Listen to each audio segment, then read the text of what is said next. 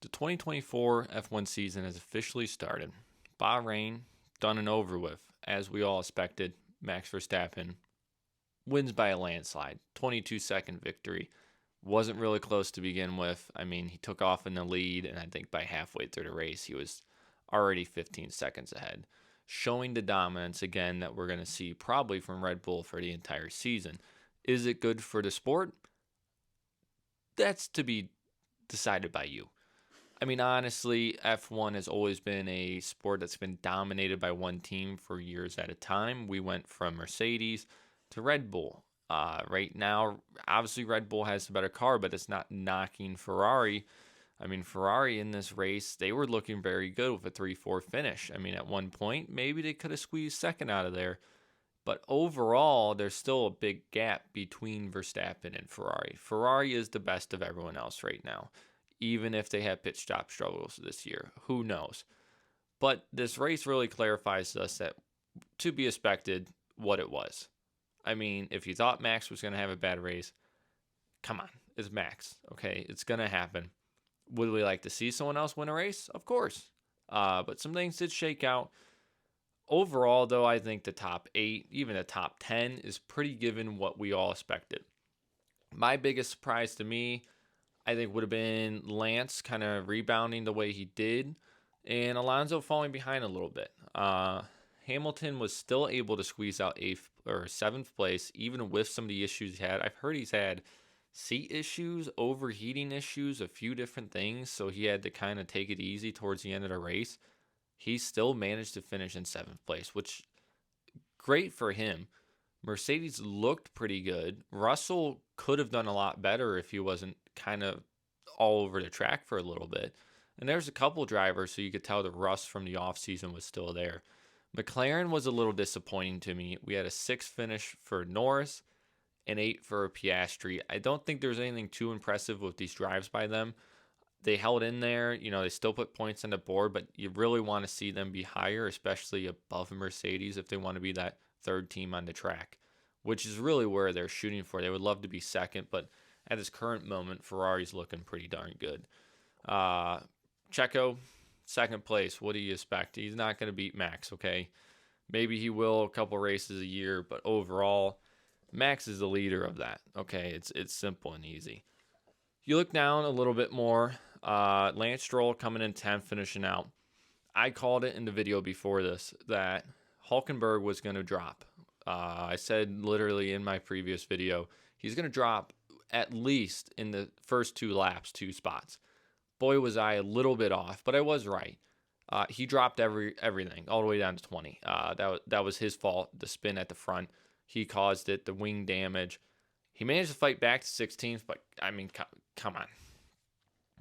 You still just fumbled it, okay? You started in 10th, but at least finished in 12th. Somehow Magnussen ended up in 12th, which is not a shabby race at all for Haas. I mean, I have expectations of them this year being way towards the bottom. But, Logan does his thing. Logan spun out. Apparently, he had a steering wheel issue, so maybe not fully his fault. But, obviously, he's still there. Now, the one thing that was shocking to me about Logan Sargent in this race is the fact that he managed to still put the 8th fastest lap of the day on there. Not close to Max, don't get me wrong. He's still 2 seconds off, which over a course of a race is going to lead to a huge disadvantage. But you know what? An 8th position on fastest lap is not bad. Some other shocking ones to me, Fernando had a very good lap. Not that that's shocking. He was in 3rd. Overall, though, I mean, they're all pretty darn close when you get past, like, the 3rd spot. Nico had 10th.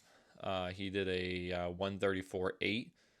And really, it's just a matter of the team and where they're going to be at. I think there's a lot of things from this race that we kind of see, and it cleared up a little more. Obviously, it's the first race of the season, so more is going to shake out from here.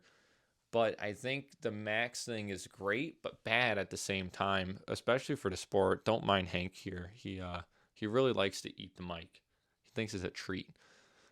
Max is great, but at the same time, the dominance across the sport is always a bad thing because viewership always gets a little boring. when you're not even focusing anymore on who's number one, you shift to who's going to be second, who's going to be third, who's going to be on the podium. That's what more so now we see with F1 because they're so used to the dominance by Max. It continues. It's going to continue. They have a better car. It is what it is. But the Bahrain Grand Prix kind of summed up what I think most people thought, with Red Bull leading the pack, Ferrari being 2, and then McLaren and Mercedes fighting for that third spot pretty much on the board. Aston Martin, I think, could have been better, but you know what? They round out the top 10. It is what it is. There's no way around it. That's your top 5. Joe had a pretty good race, finished 11th. But going into the next race, I think the only thing you're really going to be talking about is who's going to be the second team besides Ferrari to compete. Who's going to be closer? Is it going to be Mercedes, or is McLaren going to slowly get back to it? And really, I think for McLaren, it's going to be a big year for Zach Brown. I think they want to see him be that third spot on the board, possibly even fighting for second. And other than that, there's not much else to talk about in this one, other than the fact that until the next race, until we see Max probably dominate again, maybe he'll have an engine failure. Maybe he'll spin out. Maybe someone will wreck. Who knows? Maybe we get a new person to win a race. Either way, they're going to dominate. Unless something majorly goes wrong, get used to it. It's a Max Verstappen season to lose, okay? At the end of the day in F1 this year, Max is the guy to beat, as usual. And if you can beat him, then good for you. He probably had some kind of car failure, or he started really far off, or he took a penalty. But Max is dominant, and that's what we're going to get used to in F1. I mean, I think everyone already is used to it, but just keep going for second place. Who's going to be second? At the end of the day, it's a different race. When you're 22 seconds ahead at the start of the season, who's going to be the guy coming in second every week? Who's going to be the guy coming in third? Pretty much it's a whole new race.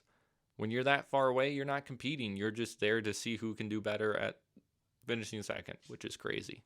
But that's how you win championships for your team, is who's the better driver when it comes to 2, 3, 4, 5, rather than, oh, you have to win. Yeah, you want to win, but if you want your team to do good, keep coming in second, keep coming in third, get on the podium, and that's what matters this season.